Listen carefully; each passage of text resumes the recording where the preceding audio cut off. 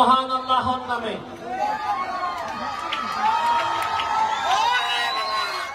যিনি পরম করুণাময় এবং অত্যন্ত দয়ালু।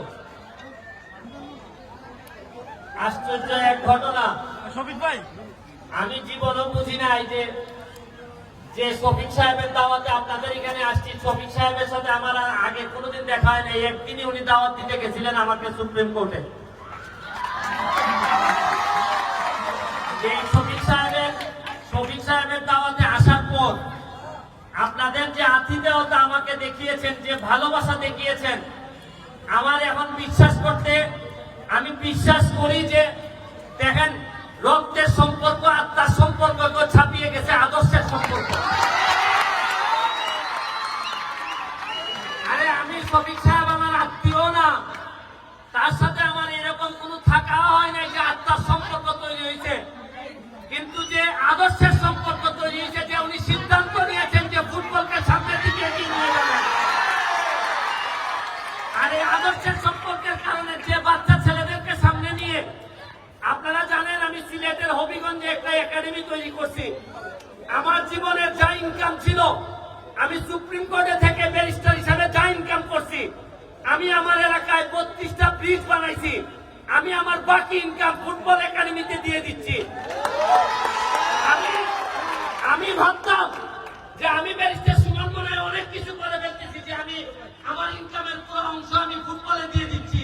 কিন্তু আজকে সাভারে আইসা এই এত ব্যবসার মধ্যে থেকে যে একটা মানুষ, এই শফিক সাহেব নিজে যে সিদ্ধান্ত নিয়েছেন, মনে হচ্ছে আমি ব্যারিস্টার সুমন লাল হয়ে গেছি তার কাছে। একটা কথা বলি, সময় নাই, আজান করবে। মানুষ ছাড়া আর কোন প্রাণীরে আল্লাহ দুই পায়ে দাঁড়ানোর ক্ষমতা দেয় নাই।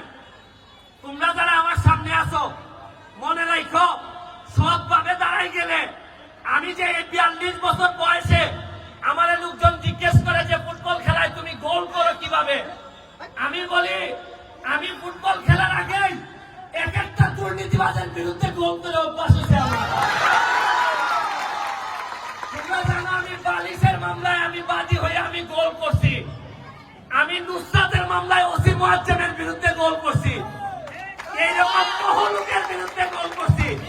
গোল করে আমার মনে হয়েছে বাংলাদেশের সবচেয়ে কঠিন কাজ দুর্নীতিবাজের বিরুদ্ধে গোল করে, যেহেতু আমার অভ্যাস হয়েছে, তাহলে বাংলাদেশের মাঠে আমি গোল করতে চাই। বাংলাদেশের ফুটবলের, বিশেষ করে মানুষের যে ফুটবলের প্রতি যে প্রেম, এই প্রেমের সাথে বহুদিন ধরে প্রতারণা চলতেছে। আমরা এই 24 বছরে 77 ধাপ নিচে নেমে গেছে আমাদের ফুটবল। এইটা আর এইভাবে বেশি দিন চলতে পারে না।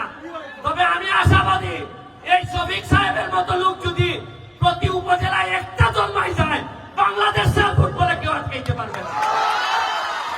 আমি ধন্যবাদ জানাচ্ছি আপনাদের মেয়র সাহেবকে, যিনি আমাকে সম্মানিত করেছেন। উনি এসেছেন, এখানে কাউন্সিলর সাহেব আছেন,